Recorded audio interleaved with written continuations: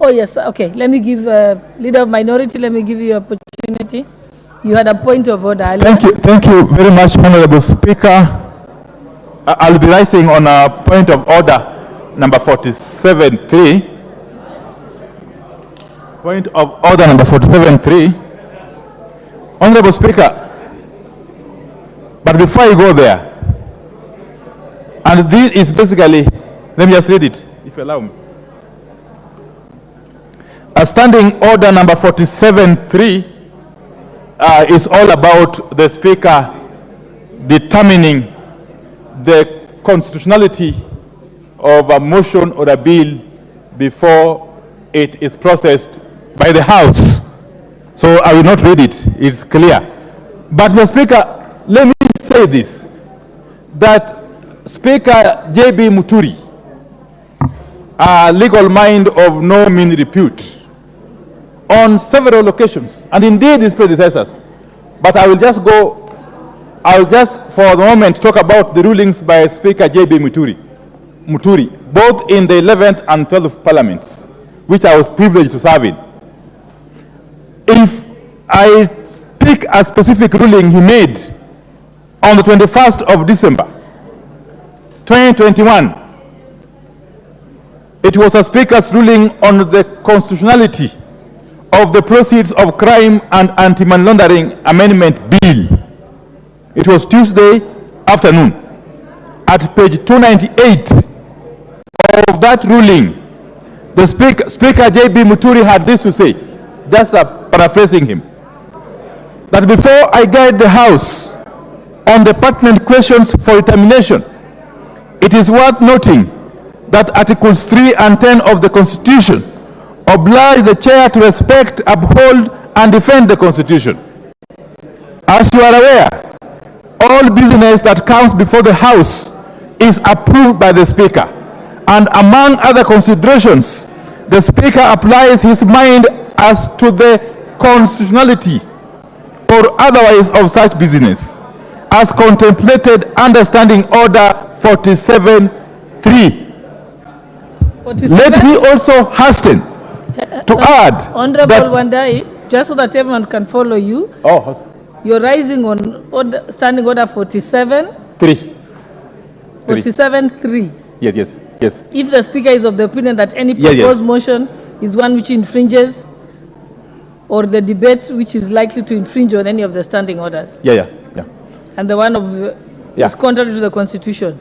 Okay, so which one are you referring to? 47.3. No, I'm asking what particular part of the order paper are you referring to?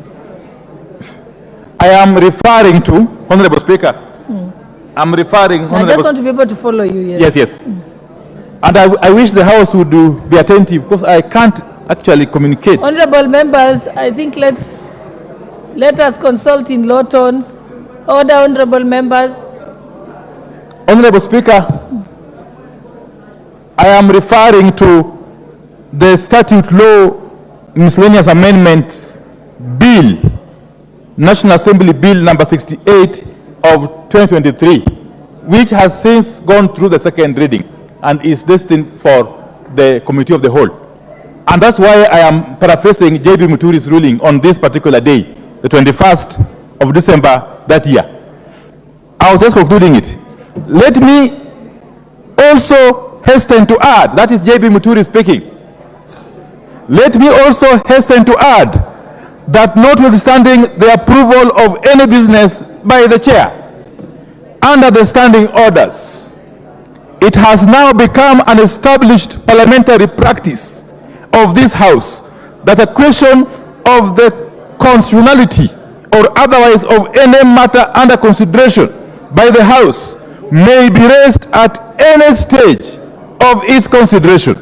Indeed, my predecessors and I have been invited on several occasions to guide the House on issues of constitutionality of various matters before the House.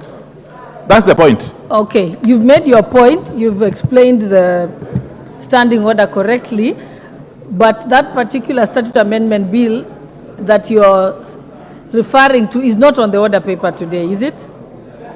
The Honorable Speaker, I wish you just listen to me first, then you can guide me. I just conclude, yes, what I'm saying here. Yes. The Honorable Speaker, I am well aware, yes, that the particular business is not on today's order paper.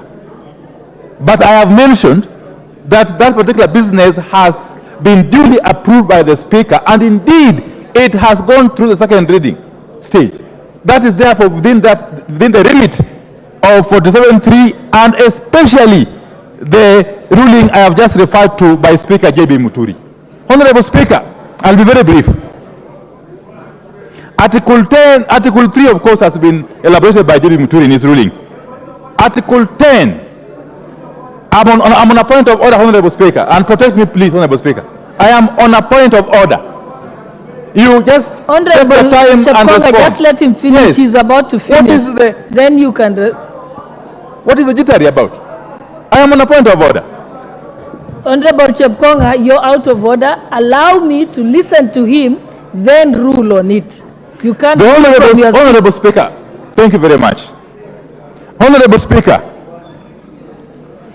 I'm particularly referring to the Value Added Tax Act of 2013 that this amendment bill is proposing to amend. Honorable Speaker, the first question is the VAT Act 2013 a money bill or not?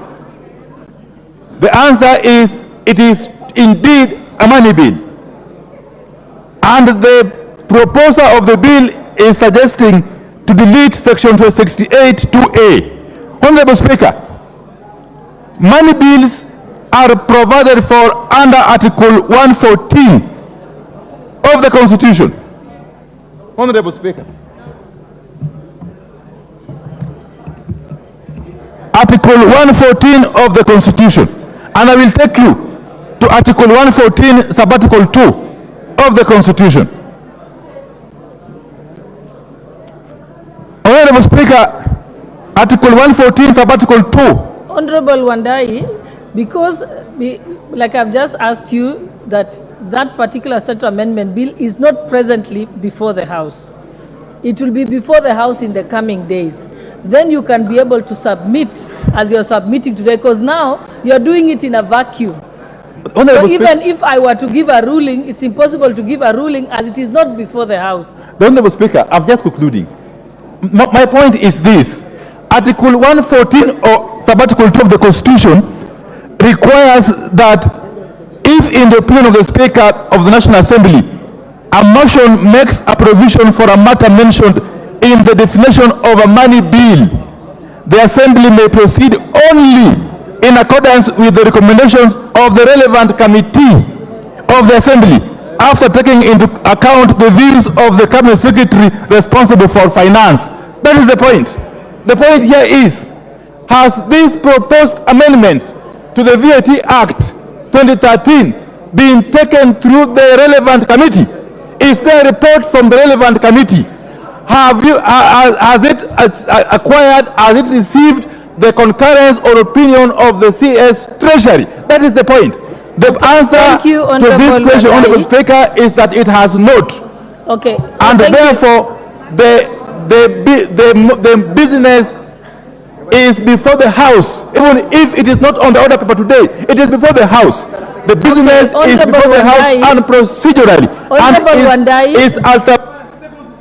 Okay. Honorable Wandai, that particular statute amendment bill will be coming to the House at some point in time. Right now, you're speculating and anticipating debate. Let us wait until the matter is properly before the House, when all the other members are able to access the documentation from the table office, so that they can also be able to give a counter argument to your argument. But now you're debating yourself.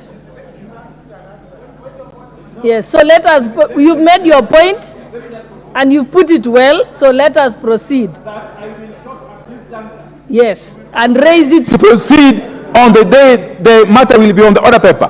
That doesn't negate the issues I have raised. Very weighty constitutional issues, Honorable Speaker. And whoever is responsible for this bill must take note. Honorable Speaker, thank you. Thank you, Honorable Wandai. I think they have received the message. So let us wait until the matter is before the House and there is